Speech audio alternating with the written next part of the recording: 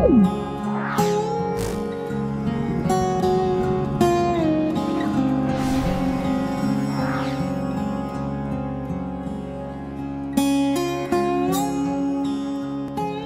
perampokan dilakukan di darat dan orang yang melakukan perompakan disebut perampok, maka perompakan adalah tindakan perampokan yang dilakukan di laut dan orang yang melakukan perompakan disebut bajak laut.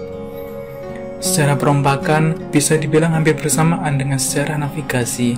Bajak laut memiliki suatu masa di mana mereka memiliki pencapaian tertinggi, yaitu antara tahun 1650 sampai 1730. Yang disebut dengan masa keemasan bajak laut. Beberapa alasan yang mendorong terjadinya masa keemasan bajak laut adalah meningkatnya aktivitas perdagangan yang memanfaatkan jalur laut. Bajak laut seringkali merupakan mantan pelaut yang berpengalaman atau bahkan merupakan mantan angkatan laut kerajaan. Kemudian, kurang efektifnya pemerintahan koloni negara-negara Eropa dan menurunnya angkatan laut Eropa di beberapa wilayah. Bendera bajak laut yang umumnya digunakan adalah sebuah bendera yang memiliki gambar tengkorak dengan tulang bersilang dan memiliki warna dasar hitam. Beberapa bajak laut yang menggunakan bendera ini seperti Black Sam Bellamy, Edward England, dan John Taylor. Jolly Roger adalah istilah umum untuk bendera bajak laut dan bukan merujuk pada suatu desain secara spesifik. Jadi, desain bendera bajak laut pun sebenarnya ada cukup banyak variasi. Perlu diketahui juga, tidak semua bajak laut adalah penjahat atau kriminal. Beberapa di antaranya adalah orang-orang yang terbuang mungkin dikarenakan perbedaan agama, pandangan politik, kondisi sosial dan ekonomi, memiliki masalah dengan kebijakan atau aturan yang diberlakukan oleh pemerintahan.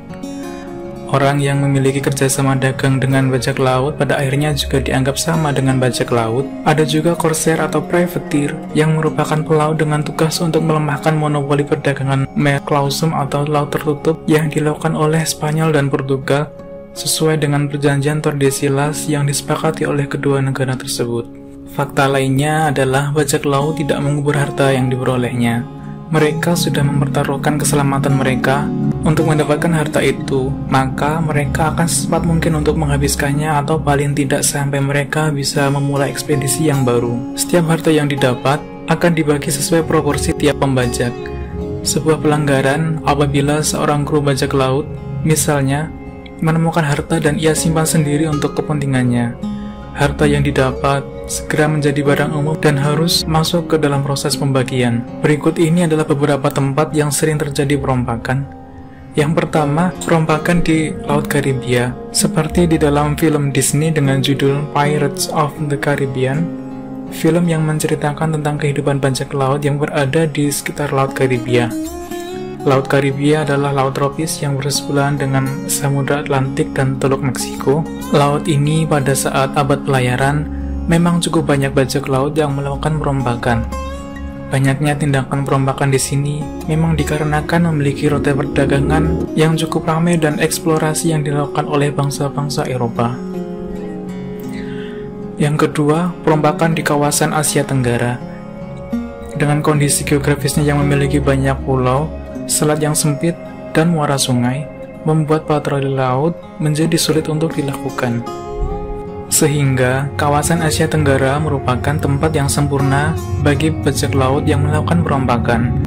Perompakan di Asia Tenggara juga sebagai salah satu bentuk usaha penduduk asli dalam memerangi pengaruh bangsa Eropa yang telah merusak tatanan tradisional masyarakat pedagang di Asia Tenggara. Dan yang ketiga adalah perompakan di kawasan Asia Timur. Mereka memusatkan perhatiannya di pesisir pantai di Tiongkok dan semenanjung Korea. Wako biasanya terdiri dari bajak laut, serdadu, ronin, pedagang, dan penyeludup berkebangsaan Jepang. Itulah beberapa lokasi di mana bajak laut melakukan perompakan hingga pernah mencapai masa keemasannya. Namun, masa tersebut semakin meredup.